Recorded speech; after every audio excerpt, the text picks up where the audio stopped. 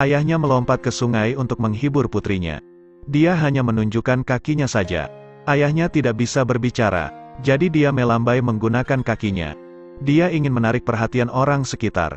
Ayahnya sangat baik, semua orang mengira mereka sedang bermain bersama. Saat ini ayahnya berjuang ke permukaan. Dia terlihat seperti diseret oleh sesuatu. Hal ini menarik perhatian semua orang.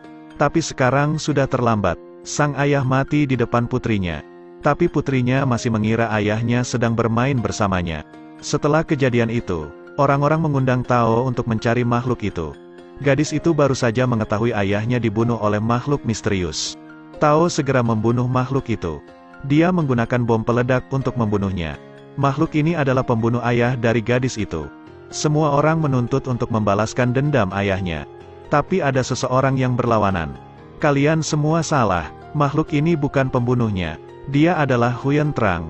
Pria itu memberitahu bahwa Huyan hanyalah seorang anak yang miskin. Dan menyuruh semua orang untuk mengabaikannya.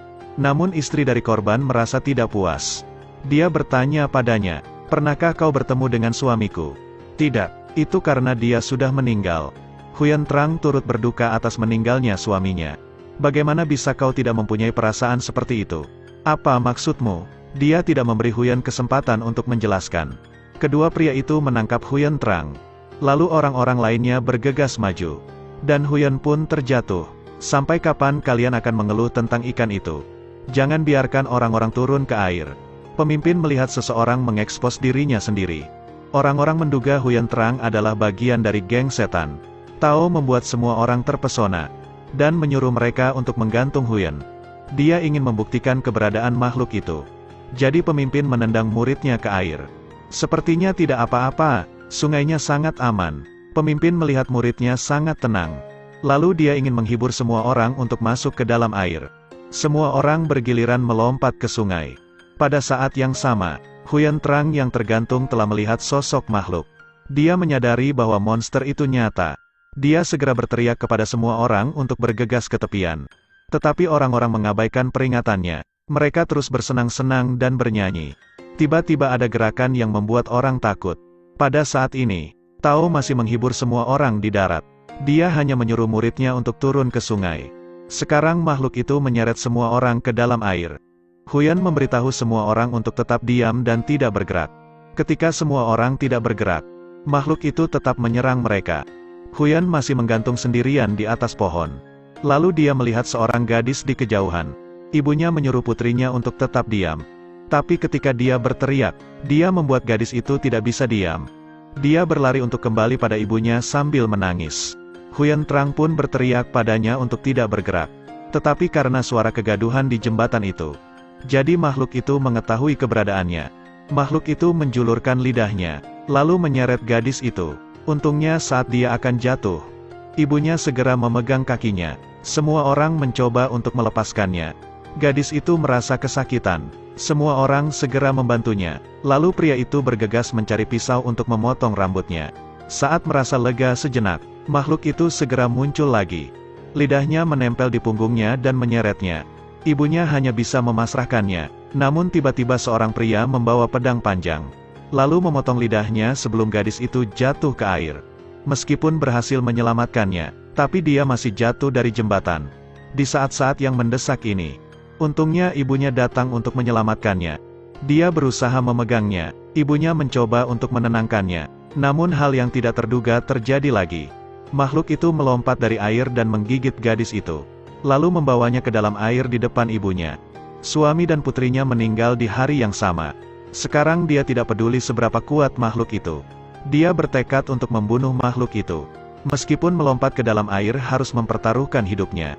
Tetapi ketika dia melihat makhluk itu di depannya, keberaniannya hilang sepenuhnya. "Kau datang ke sini untukku. Bayar kematian putriku untukku." Dia sudah meninggalkan beberapa kata padanya. Tapi makhluk itu tetap menolak untuk mengembalikan putrinya. Dan pada akhirnya dia dibunuh. Sebelum dia pergi, makhluk itu mematahkan tiang jembatan. Jembatan menjadi goyah. Orang-orang di jembatan kehilangan keseimbangannya. Bahkan bayi yang baru lahir juga terjatuh. Secara perlahan bayi itu jatuh ke dalam air. Bayi berusia 3 bulan itu ditinggalkan oleh ibunya. Perlahan-lahan dia jatuh ke air. Sekarang di bawah air terdapat makhluk pembunuh. Saat bayinya akan jatuh, Huyan Trang berhasil melepas talinya tepat waktu. Dia segera melompat ke papan kayunya. Dan berat papan itu akan mengacu padanya. Tapi makhluk itu menempatkan ekornya di ujung papan kayu. Bayinya jatuh ke arahnya. Dia memikirkan cara menambah bobotnya. Lalu Huyan Trang menarik Taois itu turun. Berdasarkan bobot dari keduanya, mereka membuat ekornya terlepas. Tapi Huyan membuat makhluk itu marah. Makhluk itu memukul ujung papannya. Karena kekuatannya yang besar, papan kayunya berputar di tempat. Dan bayinya sudah jatuh ke sungai. Makhluk itu mendekati bayi itu. Huyan Trang bergegas pergi ke tepi papan kayu. Dia mencoba untuk tetap di posisinya. Dia berusaha menjangkau bayi itu dan menyelamatkannya. Kali ini sungguh menyakitkan. Dan semakin menyakitkan. Untungnya saat makhluk itu akan memakannya, Huyan Trang berhasil menyelamatkan bayi itu. Dia mengerahkan kekuatannya untuk melempar bayi itu ke tempat yang tinggi. Dan Huyan Trang jatuh ke air. Saat dia sampai ke tepi sungai, makhluk itu tidak menyerangnya. Pada saat itu dia merasa ragu. Lalu melihat pusaran air di tengah sungai. Ternyata tujuannya adalah untuk memakan bayi itu. Waktunya tidak akan cukup untuk menyelamatkan bayi itu. Saat situasinya semakin mendesak, seseorang memotong sebuah tali, lalu ikan pari raksasa itu berayun ke bawah, dan berhasil mengenai makhluk itu. Huyan Trang segera mendaki ke atas. Beberapa saat kemudian, dia berhasil menyelamatkan bayi dari Mon Quan ini. Tapi makhluk itu merasa tidak senang. Dia sangat malu, dan dia juga sangat marah. Dia menghancurkan semua tiang penyangga, dan membuat Huyan Trang dan bayinya jatuh dari papan kayu. Makhluk itu membuka mulutnya dan bergegas ke arah mereka. Untungnya Huyan Trang memiliki keberanian yang besar. Dia berlari ke ujung papan lainnya, lalu melompat ke ujung kayunya dan terhempas ke atas. Huyan berhasil memukul makhluk itu. Makhluk itu masih berusaha untuk masuk ke air. Huyan Trang menarik pendeta Tao yang gemetar itu untuk melompat ke ujung papan. Dia ingin menghempaskan makhluk itu ke darat. Meskipun orang-orang datang membantu, tapi bobotnya tetap tidak seimbang. Dan terakhir berkat gadis dengan tubuh yang besar, dia berhasil mengeluarkan makhluk itu dari air. Sekarang makhluk itu berubah menjadi manusia. Huyan menahan orang-orang yang ingin balas dendam. Kamu adalah manusia, tapi kamu tidak memiliki perasaan. Aku memiliki sebuah cara. Kau harus membayar kejahatanmu dengan kekuatan cinta. Kau harus memiliki cinta di hatimu.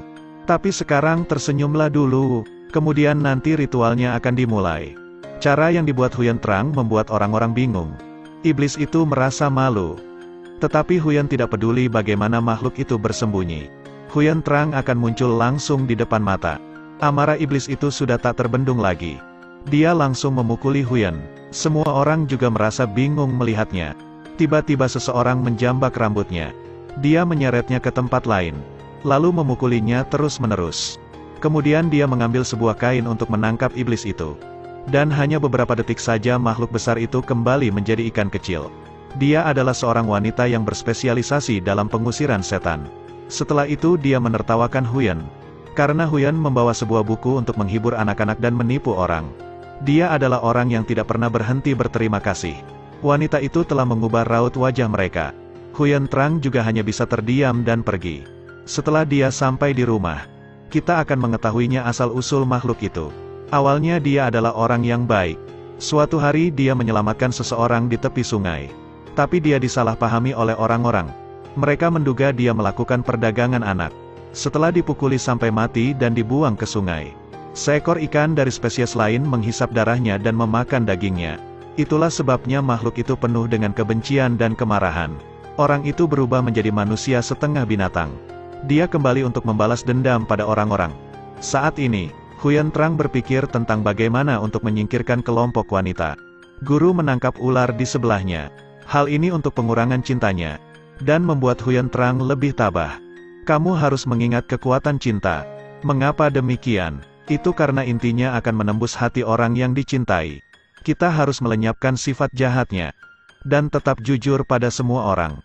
Meskipun Huyan Trang sangat setuju dengan konsep cinta guru. Tetapi dia masih merasa tidak nyaman karena kurangnya kemampuannya. Aku tidak hanya melihat gadis yang baru berumur 4 tahun saja.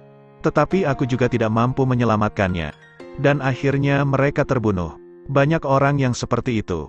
Huyan Trang ingin tahu apakah gurunya mendapat orang yang salah atau tidak. Aku ragu pada diriku sendiri.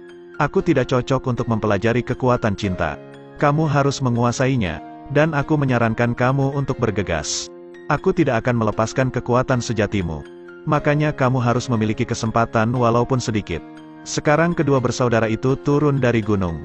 Mereka memasuki suatu tempat yang salah. Semua yang ada di tempat ini adalah daging manusia. Tapi saat mereka hendak melarikan diri, mereka melihat seseorang bergegas menyerang ke arah mereka. Bagaimana kelanjutannya? Terus ikuti Edelweiss Review untuk mendapatkan update cuplikan film berikutnya.